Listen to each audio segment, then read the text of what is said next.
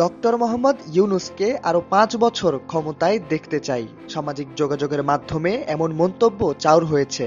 এমনকি পাগলা মসজিদের দানবাক্সেও পাওয়া যায় এমন দাবি সম্বলিত চিরকুট। এ নিয়ে অনলাইনে ভোটাভুটিও হচ্ছে। সেই সূত্র ধরে মানুষের ভাবনার কথা বলছিলেন স্বরাষ্ট্র উপদেষ্টা জাহাঙ্গীর আলম চৌধুরী, যার কারণে সাংবাদিকদের প্রশ্নের মুখোমুখি হয়েছেন তিনি।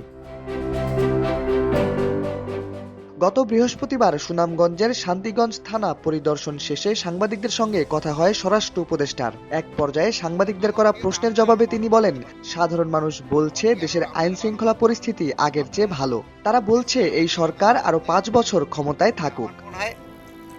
অনেক হয়েছে। স্বরাষ্ট্র উপদেষ্টার এই কথার পর থেকেই অন্তর্বর্তী সরকারের স্থায়িত্ব নিয়ে গুঞ্জন শুরু হয়, যে গুঞ্জনকে আরো বেগবান করে পাগলা মসজিদের চিরকুট, যেখানে লেখা ছিল ডক্টর মোহাম্মদ ইউনূসকে আরো ৫ বছর ক্ষমতায় দেখতে চাই। তবে বিষয়টি নিয়ে আরো জোরালোভাবেই কথা বলেছেন স্বরাষ্ট্র উপদেষ্টা। মঙ্গলবার সচিবালয়ে আইন শৃঙ্খলা সংক্রান্ত কোর কমিটির সভায় জাহাঙ্গীর আলম চৌধুরী বলেন, ৫ বছর সরকারকে ক্ষমতায় রাখার বিষয়ে আমি তো কিছু বলিনি, এটা জনগণ বলেছে। প্রধান উপদেষ্টা তো বলেই দিয়েছেন ডিসেম্বর থেকে জুনের মধ্যে নির্বাচন হবে। আমার তো এটা নিয়ে বলার প্রশ্নই আসে না।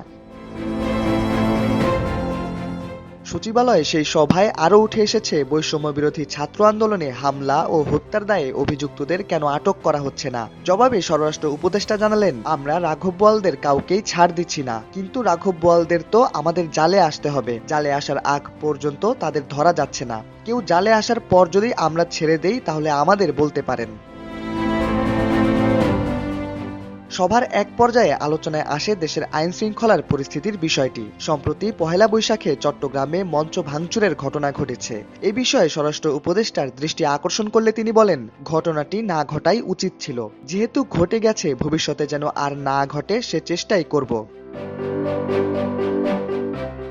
কোর কমিটির বৈঠক ও নববর্ষ উদযাপন নিয়ে স্বরাষ্ট্র উপদেষ্টা আরও বলেন, জাতি ধর্ম নির্বিশেষে সবার অংশগ্রহণের মধ্য দিয়ে চৈত্র সংক্রান্তি ও নববর্ষ শান্তিপূর্ণ এবং অত্যন্ত সৌহার্দ্যপূর্ণ পরিবেশে উদযাপিত হয়েছে। সবার সার্বিক সহযোগিতায় এবারের আইন শৃঙ্খলা পরিস্থিতি ছিল অত্যন্ত ভালো।